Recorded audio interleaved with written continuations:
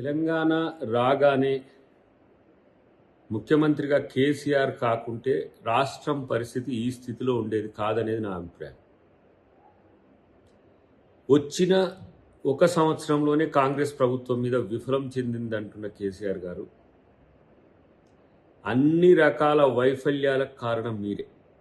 ఒక మాట చూసిన దాంట్లో మనం ఇవ్వని హామీలకు కూడా చేసినాము అని, ఇచ్చిన హామీలన్నీ గాలికి వదిలేసింది కదా. దళితులను ముఖ్యమంత్రి చేస్తానే దగ్గర నుంచి ఉద్యోగాల నుంచి మొదలు పెడితే ఏ విధంగా మీ మేనిఫెస్టోలో ఉన్న అంశాలన్నీ పక్కన పెట్టి గొర్రెలు, బర్రెలు, పందులు ఇట్లా బీసీ నాయకులందరూ కూడా ఆశ్చర్యపోయే విధమైన పథకాలు చేసింది మీరు. కానీ మేమేం చేసినాం? బీసీలకు స్థానిక సంస్థల్లో రిజర్వేషన్ల కోసం చట్టం తెస్తున్నాం.